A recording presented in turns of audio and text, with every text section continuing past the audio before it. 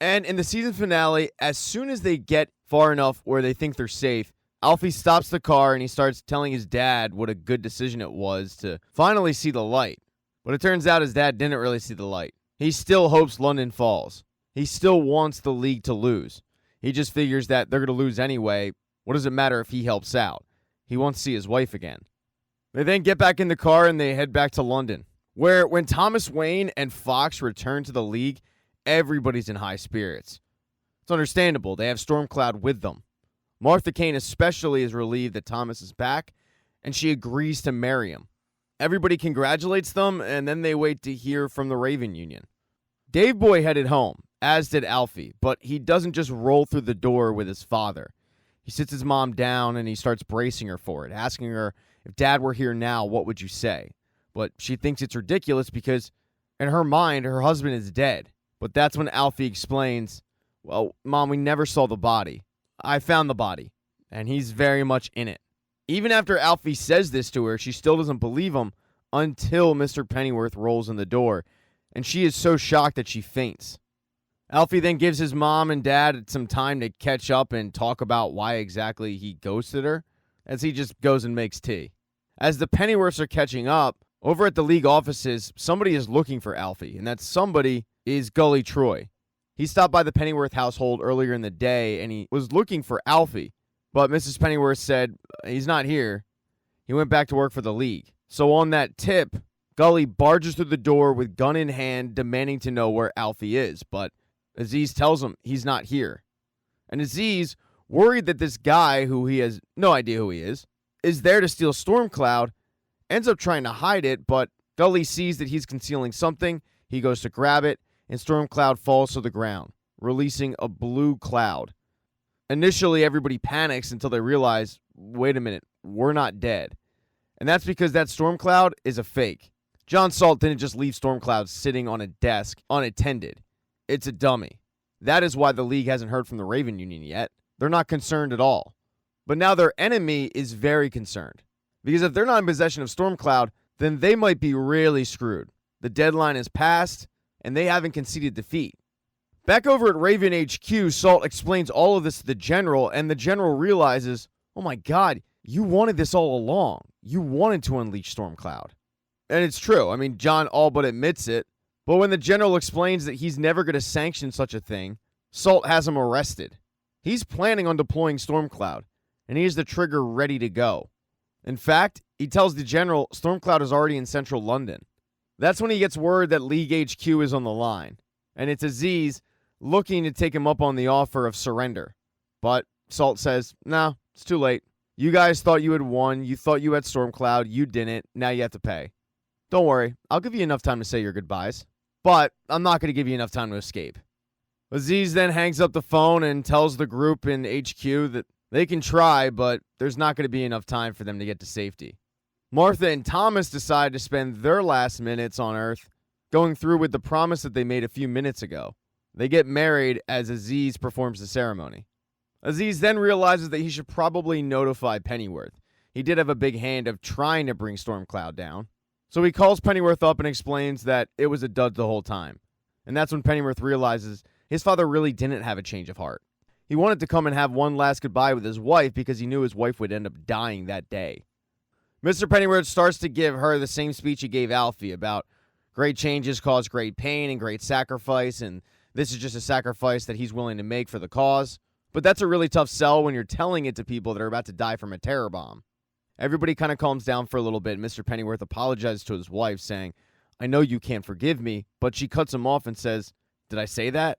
I mean, I love you, and you love me, don't you? Well then, of course I forgive you. But Alfie makes it clear, I don't forgive you. He starts yelling at his father once again, and he grabs a picture of Alfie as a child with his father out of Mr. Pennyworth's hands, and he smashes it on the ground. But when his mom yells at him for it, he picks the picture back up and hands it to his dad. His dad, looking at the picture of himself as a younger father, just says aloud, I was wrong, and I'm sorry. And maybe it's the emotional sentiment. Maybe it's the fact that he was just forgiven by his wife, who he never thought would forgive him. But he tells the group, it's not too late. I know where Stormcloud is. And Stormcloud is indeed in London. Mr. Pennyworth tells Alfie it's in Lord Hardwood's crypt. It was snuck into the city weeks ago. So Alfie frantically calls up Aziz, and him and Dave Boy head over to the crypt to take care of it before it can be deployed. Now, the only reason it hasn't been deployed yet is because Salt is basking in this moment. So much so that he heads up to the penthouse apartment where he's going to deploy it, but that's when he's stopped by the Sykes sisters. So as the Sykes sisters are beating the hell out of him, Alfie and Dave Boy are able to locate the crypt, bust it open, and sure enough, there's Stormcloud. But they're stopped by some rando with a gun who thinks that they're just grave robbers.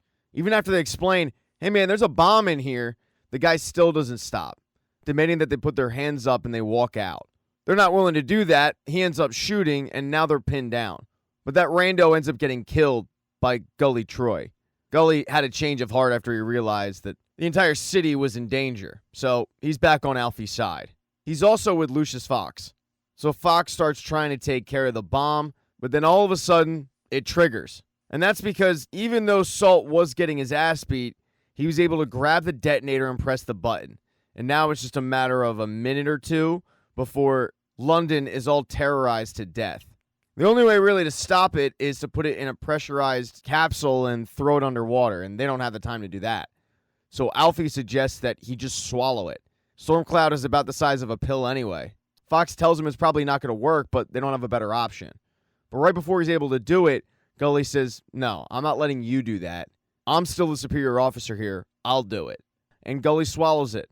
He, Alfie, Dave Boy, they all have a good laugh. They do their army salute that they always do. But then Gully starts to feel it. You see him literally turn blue and keel over. But to Fox's amazement, nobody else dies. Stormcloud was seemingly kept in the body. He can't figure out how, but he figures it had to do with something about the enzymes. But Gully Troy's sacrifice ends up saving the entire city. Gully isn't taken out of the church by a normal coroner. Because he's filled with Stormcloud, he's taken by the toxic containment unit. But just as the truck is about to leave, all of a sudden, everybody outside starts hearing banging. And then there's a blue glow. And then they start hearing yelling. Despite Lucius Fox telling Alfie he probably shouldn't open it, Alfie does. And he's surprised because Gully Troy is still alive. But then again, the rest of London is still alive. So that's good. Back at the Pennyworth household, Mrs. Pennyworth thanks her husband for being sensible. And he says, I'm not being sensible. I'm being sentimental. He then tells his wife, it's so good to see you again. It makes everything worthwhile. She looks at him and says, well, I should hope so. I love you too. God knows why. But then Mr. Pennyworth stops responding because she didn't notice that he pulled the plug on himself. So the last words he heard from his wife were, I love you. It's a nice ending for Mr. P. Wasn't a good ending for John Salt, though. He thought he had won. He thought he deployed Stormcloud. He didn't, though. And the general for the army busts open the door and lets him know your plan didn't work. Salt is arrested, Francis Gaunt takes over the Union, and the Raven Union is going to rebrand. Fast forward 6 months later, and the war is still raging on. Thomas Wayne and Martha have continued to live in London. Martha is very pregnant. And as the new Raven Alliance makes a charge for the city once again, Martha's ready to go to battle, but that's when her water breaks. A little while later, she gives birth to a very healthy baby girl. Yeah, I didn't see that coming. But there's an alert on the television for all League forces to go to their posts and defend the city. And some of those people include Katie Browning, who is defending the city along with Bet Sykes. They're pretty pinned down, it's looking bleak, and that's when Alfie shows up with the League's secret weapon. The secret weapon is Gully Troy, who looks like he's dressed in a getup for diving, but it's more to harness his new abilities. Because when he unleashes his power, a blue light shoots out of his fists and destroys all of the opposing soldiers. And that is how Season 2 of Pennyworth ends. Thank you so much for getting this point of the recap. I really appreciate it. Consider subscribing to the channel. I have merch. You can buy that. I also have a Patreon. The link's in the bio, so you can support me and you get stuff in return. Be nice in the comments section. Nasty comments make me feel bad. Thumbs up, thumbs down, all that good stuff. I'll see you for Season 3.